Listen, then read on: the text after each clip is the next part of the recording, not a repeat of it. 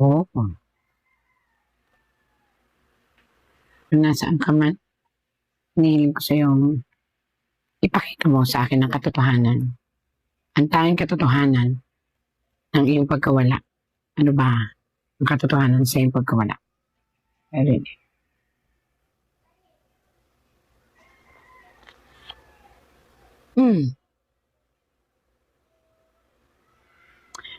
Sa totoo lang, itong batang ito ay talagang pinagkakitaan na ng malaking sustansya o nakita sa kanya ang potensyal ng isang magaling na basketballista. Ayan po. Napakarami na ang humahanga at nakikita nyo, may malaking project na pong inilalaan sa kanya ang athletes group or team. Eventually po, sa lahat ng nangyayari sa kanya, ito po ay may mga taong hindi rin natutuwa. Direct to the point po tayo. Ayan po siya. Ito po yung siguro, kahit ang coach po niya, hindi ko kakilala, pero ito po ang sinasabi ng basketball, ng tarot sa basketball. Ayan po sila. Actually, dalawa po na binibigyan sila ng magandang potensyal. Ayan po. Ang dami pong nakalinya, maaaring ito yung mga laro, at ito ay plano, at ito ay pagbibigay sa kanya ng importansya ng sarili niyang coach or ng mismong team. Ayan po, kitang-kita. At marami ang naghahangad na talagang siya ay pasikatin. So, ibig sabihin may potential. And then, itong potential na ito ay may isang sitwasyon na taong nakatingin. Ayan po, nakabaliktad, nakatingin. Ibig sabihin, sa kanyang katanyagan, sa kanyang kasikatan, may isang tao, lalaki. Pero ito ay matanda na. I mean, maaaring ito ay isang pinunuri ng league or maaaring ito ay, again po ito ay tarot lang, binabasa ko lang po nakikita. Isang lalaki na hindi natutuwa sa kanyang tagumpay. Pero ito ay may posisyon at may edad na. Again and again, tarot lang po ito.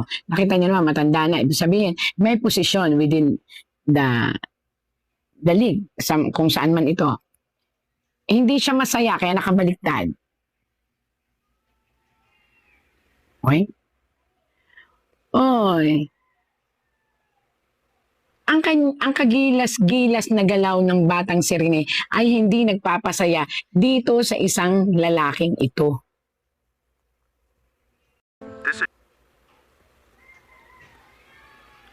Parang ang nangyayari kasi is may jealousy.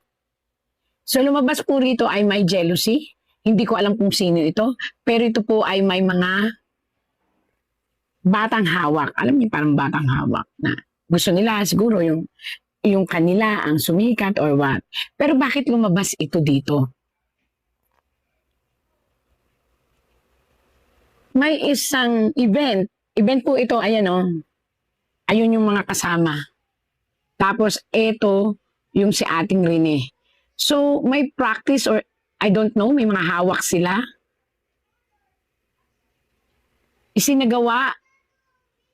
Nagsagawa sila ng isang practice o pagsasama-sama. At ito ay overnight. Ito po ang overnight. Kung saan nagkaroon ng kasayahan,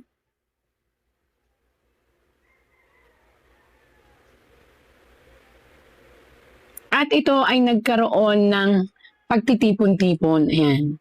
Pero itong pagtitipon-tipon na ito ay parang more on practicing. Ayan nagpa-practice daw. Ayan sila. Marami sila. And eventually, ayon dito, malapit na yung pinaka-main practice nila. Ito ay nagpa-practice sila at inihahanda sila sa malaking event ng paglalaro. But eventually, may sitwasyon ng struggle. I don't know, pero ito po ang kanyang kinamatay. Nakita nyo, death. Ikinukwento niya, there is a struggle, tubig na lumalaguslos o tubig na umiikot. Parang nagkaroon ng whirlpool yung tubig. Yung parang, alam niyo po ba, yung lumakas ang tubig doon sa pinaka-buslo or yung pinaka-area kung saan doon sila naglangoy. And power play, may I see? Ayan. Eventually, dito po, kung inyong makikita, nakita nyo ang kamatayan. Kitang-kita, nakabaliktad na kamatayan. Ang ibig sabihin po nito, ito ay isang trahedya.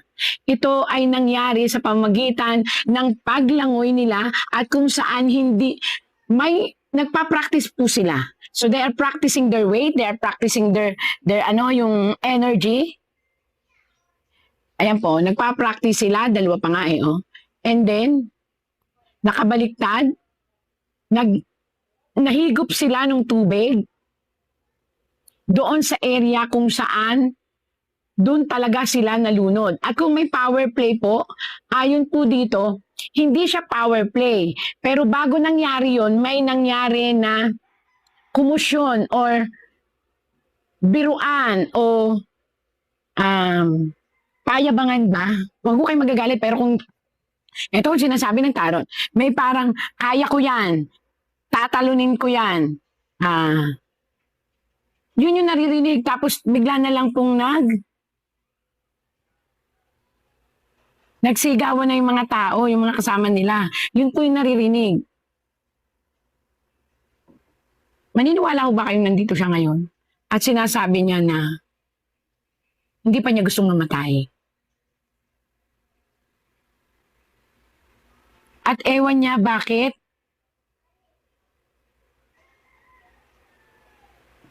nagsisisi siya. Sana daw hindi niya nilangoy o tinalon yung sitwasyon kung saan na out of balance ang sitwasyon dahil dun sa rumaragas ang umiikot na parang ipo-ipong tubig na humihigop.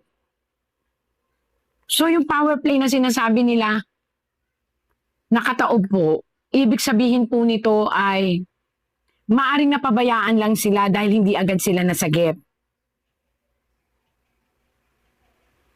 Pero the day, nung gabi, nung umaga na yon, talaga pong walang nakatulong sa kanila. Yun lang siguro po ang masasabi na kamalian ng sitwasyon. Dahil sa rumaragas ang tubig na yon at mali ang posisyon ng kanilang tubig na pagtalunan, hinigop po sila nung sinasabi kong parang whirlpool na kumunoy na tubig. Hinila po talaga sila. Yun lang po ang nakita at sinabi niya sa tarot na feeling ay napabayaan sila dahil hindi agad sila sinaklolohan. Kasi nga po, may parang ipo-ipo sa tubig na umiikot, rumaragasa. Yung pong mga sigawan, yun na po yung nagpapanik na ang lahat. At yung sinasabi nila na may tali sa paa. Actually po, ito'y pinapaliwanag niya. Pinapractice po nila kung paano ang kung paano yung kanilang gaan, mapapagaan sila. Ewan ko, hindi naman ako basketballista, pero yung sinasabi niya, na may inilagay talaga sila, lahat na nagpa-practice. Pagtalon, kung kaya nila ang buoyancy. Again and again, para po sa pamilya, nakikiramay po ako, pero talagang ayaw pa niyang mamatay. Ang hinihiling lang niya talaga nung araw na yun ay mai-rescue sila. Mai-rescue siya. Siga, yun ang talagang talagang nagtatry siya, tinatry niya talaga na lumutang. Pero hinihigop siya ng umiikot na tubig. Ang lakas, hinihigop siya pailalim. Pailalim ng pailalim. Parang may something na ipo-ipo pa ilalim ng ipalalim. Yun po ang ipinakikita niya sa akin ngayon. At sabi niya, huwag nang sisihin ng lahat. Hindi ako ganon. Matino ako. Wala akong something na tinik nung gabing yon, nung araw na yon.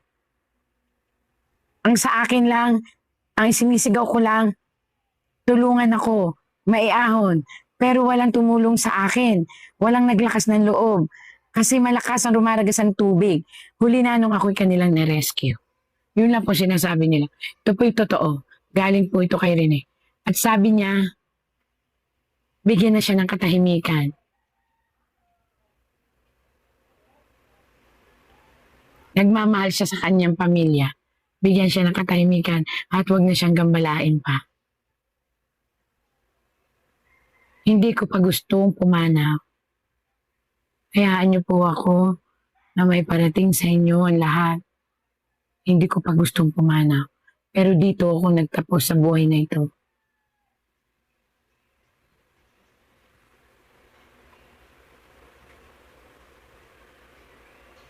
Sa kanya daw pong pamilya, huwag niyo na lang daw po siyang kalilimutan. May mga nainggit sa kanya pero walang kinalaman sa kanyang kamatayan. Yung ipinakita rito na mama na may katungkulan na naiinggit, actually po tinitingnan lang siya at hinahangaan siya. Pero hindi siya ginalaw. Ayon po dito sa tarot.